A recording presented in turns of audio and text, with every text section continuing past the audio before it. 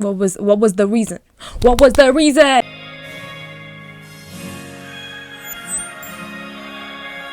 Welcome, this is Moon Dives, and today we are back with Nevertheless, episode 5 and 6. We're back after a brief break because I was feeling bad, but now I'm back and I'm better and I'm ready to dive into it. But before we do, why don't you hit the subscribe button, take a seat, and if you have any time, check out my socials as well. Now that we've gotten that out of the way, let's dive into it.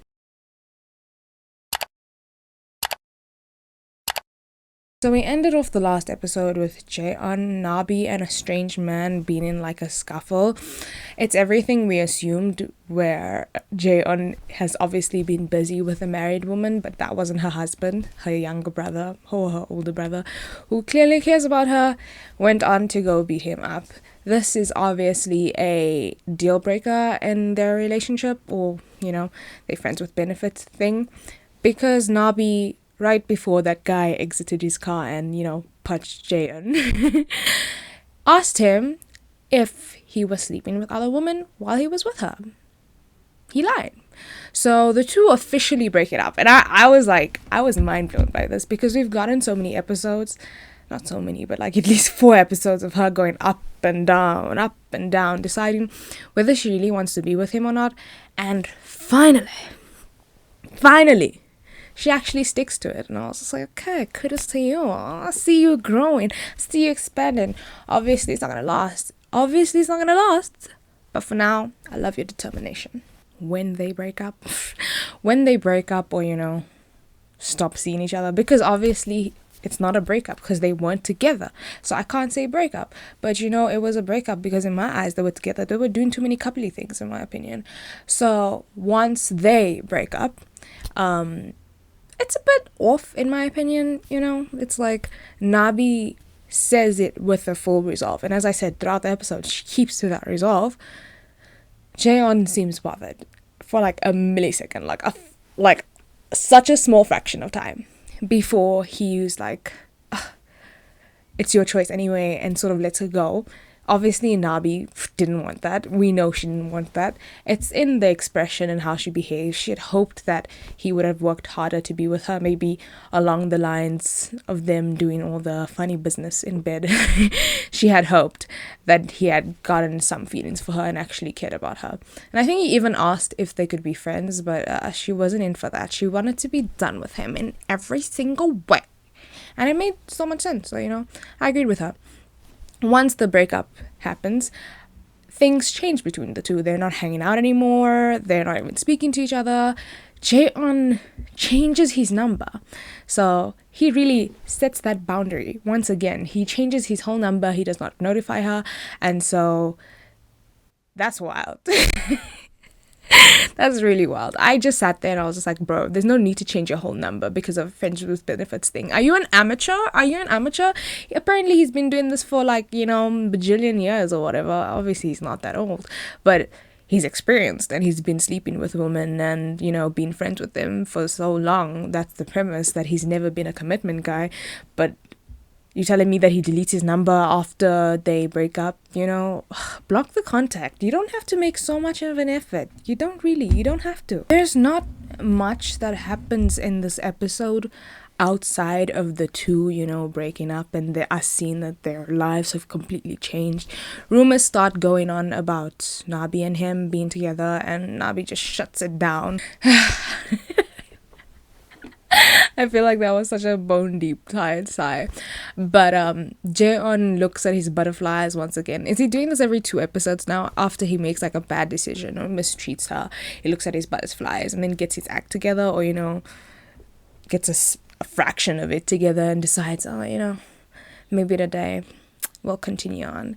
I don't know. He looks at his butterflies and he's introspective. He looks sad that he's no more with Nabi, but that was your choice as well. You know, you could have told her, don't go, stay with me, but you wanted to be all cool. You wanted to be all experienced and whatever. And he told her, no, it's up to you. So when I saw him do that, I was just like, bro, stop looking at your butterflies, honestly. If you want to get something done, you actually go and talk to people. You don't just go to your house in your weird glass room where there's butterflies and just look around and be like, if only I could have her, in your mind. That's not what you do, bro. Outside of the whole mess between the two, a presentation is coming up for the whole sculpting department, where they have to pitch their ideas and then they'll get people to help them with their projects. Nabi's really nervous because throughout the whole show she's been struggling so much with her art, and I want to give part of the blame to her being so obsessed with Jae Eon, but it's clearly because of what her ex did to her, and overall just having, you know, art block.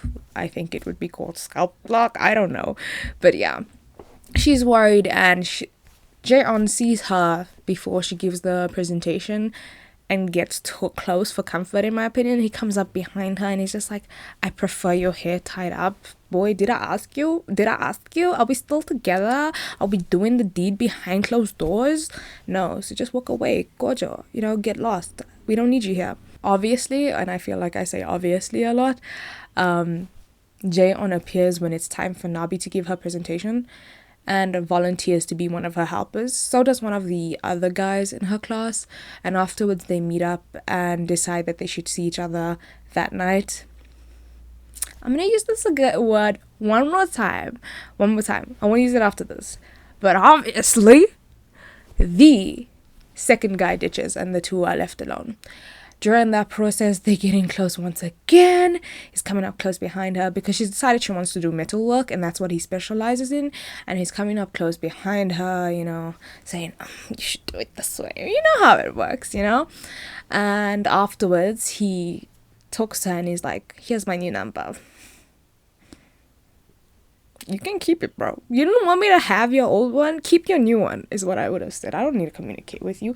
I can hold a grudge till the day I die, honestly. Like, it was so unnecessary for him to, like, get a new number. I'm not over that. During that whole process, Sola sees that. Sola is his best friend, or at least what I think is a friend in this situation. But we know she likes him, so she sees the whole process because he ditched her, forgot about their appointment, and she calls him and tells him that it's fine, I was never there, but she's looking at them with this, like, this angry, not angry, but like, I'll try to act.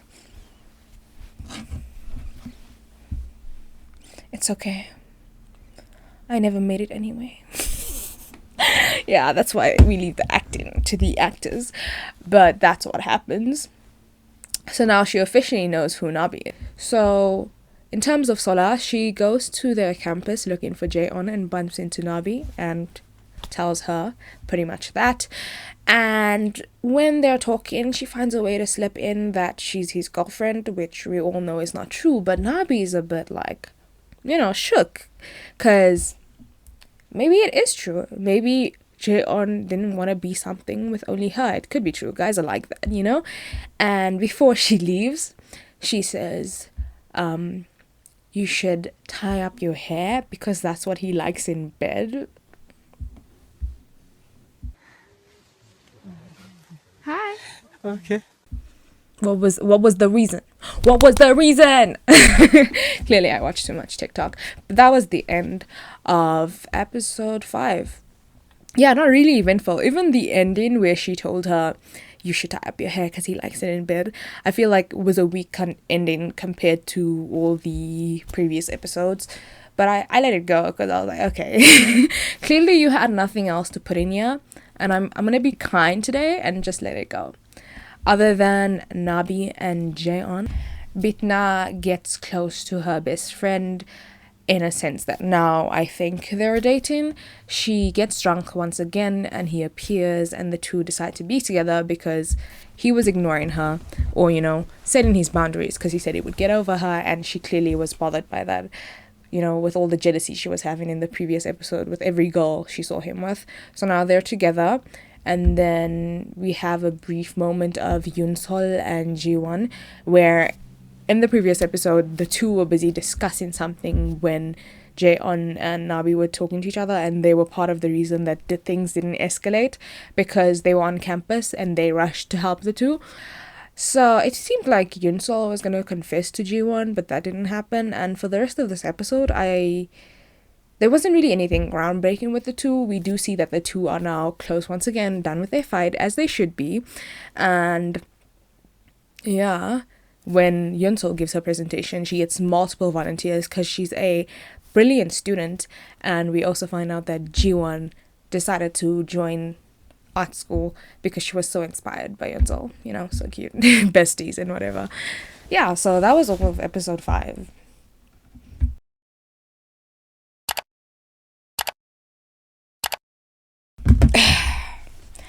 After Nabi's bout of jealousy, she realizes she needs to change her life and go and cleanse her soul. So she goes back to her hometown to visit her aunt. She tells her aunt that she shouldn't tell her mom, and you know, that's fair, they're not close at all, so she should enjoy her time there. She's going for a cleansing moment, not to be caught up in other drama and feel hurt. And we all know who's part of her hometown. And yeah, that was refreshing. Again, this episode has less of Jae Eon and Nabi's drama, which I found a breath of fresh air. As I just said, you know, the two in the last few episodes, or at least until 4, because we got a break from them for a while, you know, had been going through this sort of up and down thing, because we can see the discomfort between the characters, or you know, the feeling of like something being wrong within their relationship, because obviously one person wants more than the other and the other doesn't understand their feelings, you know, immature and all. So yeah, now we have her with her childhood best friend, and it's refreshing because it's not this up and down business, it's not this unsureness, it's this certainty and this cuteness and someone treating her as she should be treated. Yeah, it's that. And I am being pulled further away from Jaeon and being called closer toward the childhood best friend, because it's easy, it's simple, you know. So like, have you seen him? And you know, the chemistry between the actors is also, I think, almost on par with the Jaeon. If they also gave him some kissing scenes, it would be fiery hot with the both of them. Yeah, so they have this whole cute sort of date thing, but obviously we won't call it a date because they're not together. Not yet. I say hopefully. Anyway, they have this sort of date thing, and he confesses to her and tells her how he used to like her in her childhood. He also lets her sleep there in the camper van, and he sleeps outside because he's a gentleman. He even mentions that he saw her during the exhibition, and I was like, did he see the half, no, it was full naked, the full naked sculpture of her? No, he was talking about how he saw her passing by, and I'm hoping he didn't see the sculpture either, because it's like a really traumatizing thing for her. Low-key in my mind, I keep thinking that Jae-on knows about the sculpture, and part of why he pursued her was because of that, but I feel like I'm just creating more drama to add into this because I like drama. Jae-on, like usual, is wallowing, you know. I think he looks at his butterflies again, I can't recall. But I feel like, knowing his track record, he probably did, just for a bit. He meets a woman in the same bar he met Nabi, and they flirted, and he eventually invites her to go to his home and check out his butterflies, which I said is his Netflix and chill. So, you know, they definitely, oh wait, the Korean equivalent of Netflix and chill is let's go eat ramen together, isn't it? So yeah, his equivalents of let's go eat ramen together. So yeah. Yo, this guy, honestly, I just, do me a favor, please. Get out of here. Get out of here, man. No faith in him anymore, you know. Like, he gets sad, he wallows, he acts all up, he deletes his numbers. He's just too busy. He's doing too many things, in my opinion. Like, if he really likes her, he should go for it. He should stop acting like a little child. He knows what he wants. In his soul, he does. I don't care if he has commitment issues.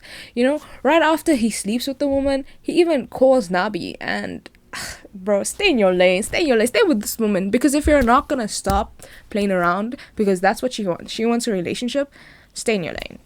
Honestly, I'm glad she didn't pick up. It's his birthday somewhere in all of this, and you can see he's looking at Nabi's number, like, So sadly, like, he wants her to call him on his birthday, but he keeps on getting notifications from the most random people or people he doesn't care about. We get a little more of Yunsol and Jiwan in this episode, and I feel like it's because the directors know who's the star couple. At least they know that the audience wants them more. It seems like Yunsol is on a date with the guy who liked her in her faculty, but Jiwan tagged along, and now he feels like a third wheel in the whole of it. The two seem like they're going strong and nicely as friends. It's nice. It can get better, but it's very nice. You know, I love a slow build. Another one of our side couples, Betna and Hyunkyo, are fighting once again. Not physically. I just wanted to do that. But you know, they're having their fights as usual because Hyunkyo still thinks that Bitna is not full in with their relationship because she still has guys calling her and everything, but he's the only guy she's with. But he also wants them to go out together, be seen in daylight. This sounds so much like what happened in between Nabi and Jae Eon, but I'm very sure that Bitna has stopped being with other people and she genuinely likes Hyunkyo. It's just that she's not good at, you know, expressing her feelings or letting people know that she's with someone. It's so clear that she's always been doing one night stands. She's never been officially with someone. So he should give her some, you know, space and time to be able to do that, or, you know, leave her alone. She even tells him that has he changed for her, because he says you haven't changed at all since we've been together. And her wording is a bit harsh, but I agree with her because you could sort of compromise for a bit. Give yourself a time. Speak to her like kindly. Don't just always be, you know, brooding and all that. Hyunkyo and Jae Eon even meet up and have like a whole talking session thing, and I quote, this is what Jae Eon says: "Once a relationship has certainty, it becomes weak." Just go.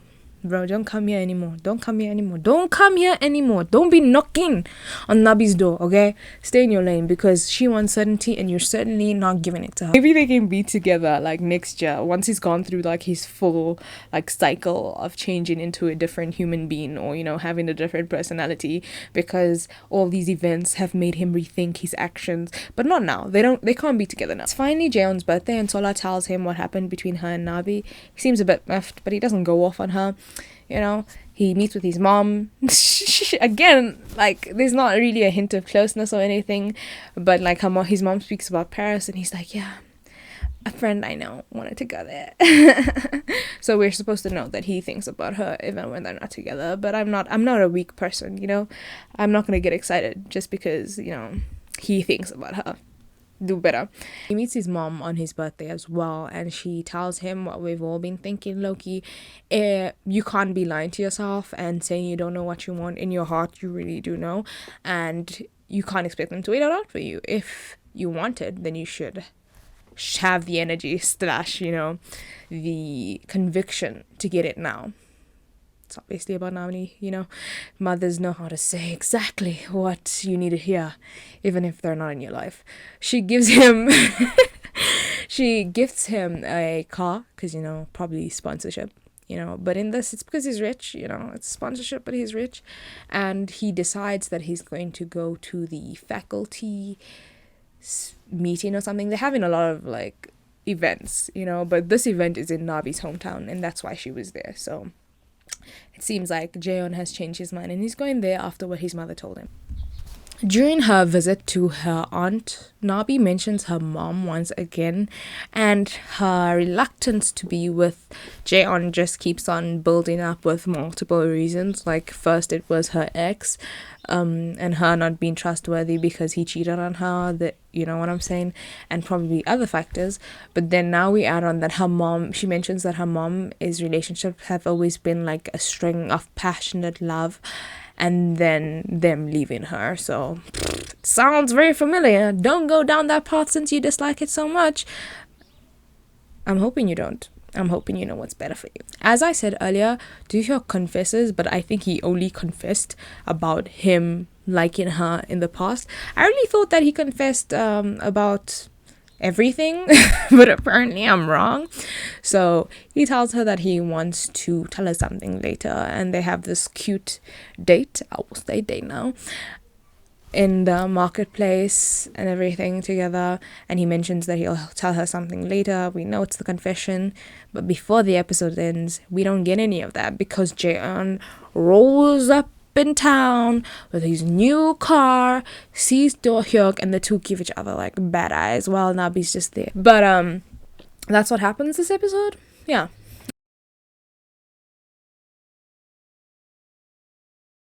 I'm starting to like Jae Eon less. It's not like I loved him or anything.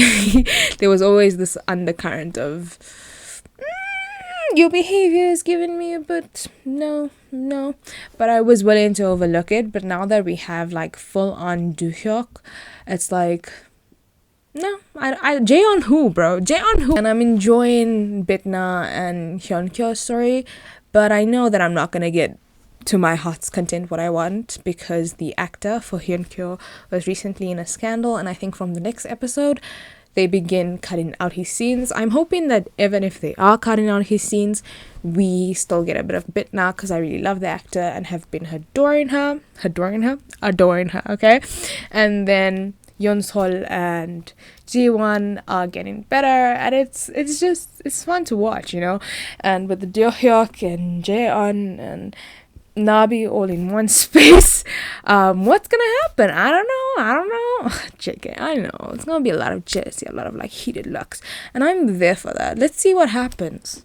Show me, Jae Eon. Can you have a commitment? Can you be committed?